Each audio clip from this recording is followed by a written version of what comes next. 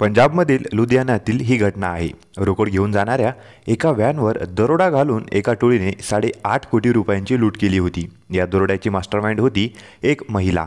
ती कोण हे पोलिसांना समजले, पण ही मास्टरमाइंड पोलिसांना गुंगारा देत होती। अखेर पोलिसांनी एक अनोखी युक्ती योजली।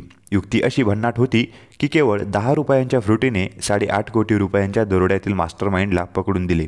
त्याचं झालं असं की लुधियानामध्ये 10 जून रोजी शस्त्रधारी पोलिसांचा गट एका व्हॅनमध्ये रोकड घेऊन जात होता। व्हॅनमध्ये जवळपास 8.5 कोटी रुपये होते। दरोडे घालणाऱ्या एका टोळीला याचा सुगावा लागला आणि टोळीने या व्हॅनवरच दरोडा टाकला। टोळीने हा 8.5 कोटींचा मुद्देमाल लुटला। लुटणाऱ्यांनी मास्क, ग्लोव्ज परिधान केले होते आणि जवळच थांबलेल्या कारमधून ते पसार झाले। या दरोड्याचा तपास करताना पोलिसांच्या असे लक्षात आले की मनदीप कौर नावाची नामचीन दरोडेखोर या दरोड्याची मास्टरमाइंड होती। झटपट श्रीमंत होण्याच्या लालसेने त्यांनी हा दरोडा टाकला होता, हे उघड होते। आता या मनदीप कौरला शोधण्यासाठी पोलिसांनी मोहीमच हाती घेतली। मनदीप कौर आणि तिचा पती जसविंदर सिंग हे दोघेही या दरोड्यात सामील असल्याचे पोलिसांना समजले होते। ते नेपाळला पळून जाण्याच्या तयारीत आहेत। ही खबर पोलिसांना मिळाली तेव्हा एक मोठी शोध मोहीम हाती घेण्यात आली। त्यांचा प्रवास, ते कोठे थांबू शकतात याची शक्यता विचारात घेतली गेली। हरिद्वार, केदारनाथ आणि हेमकुंड साहिब यासारख्या धार्मिक स्थळांवर ते जाऊ शकतात असे लक्षात आले। हेमकुंड साहिब येथे होणाऱ्या भाविकांची मोठी गर्दी लक्षात घेता तेथे या दोघांना शोधणे कठीण होते। म्हणून मग पोलिसांनी एक शक्कल लढवली।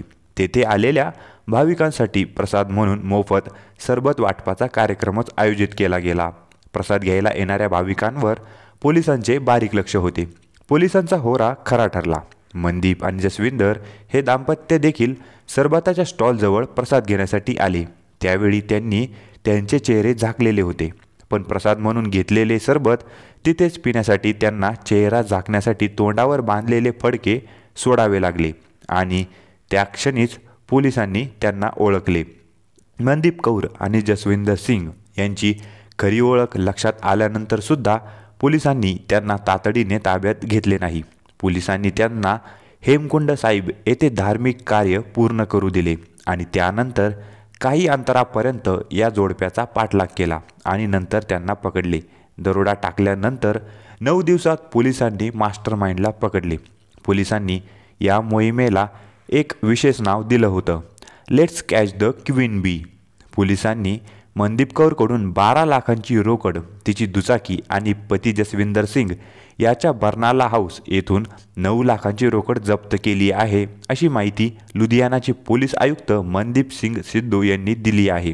मनदीप कौरच्या गुन्हेगारी व्यक्तिमत्वाचा उलगडा होत असताना तिचा त्रासदायक भूतकाळ प्रकाशात आला आहे। संपत्ती मिळवण्याच्या हव्यासाने तिने अनेक कर्ज घेतली होती। तसेच विमा एजंट आणि वकिलाचा सहाय्यक यांच्यासह विविध व्यवसायांमध्ये काम केले होते। परिस्थितीमुळे तिचे रूपांतर कुप्रसिद्ध डाकू हसीनामध्ये झाले आणि तिने चोरीचा मार्ग अवलंबला। याच फेब्रुवारी महिन्यात ती जसविंदर सिंग याच्याशी विवाहबद्ध झाली होती। त्यानंतर दोघेही अशा प्रकारचे गुन्हे करत होते।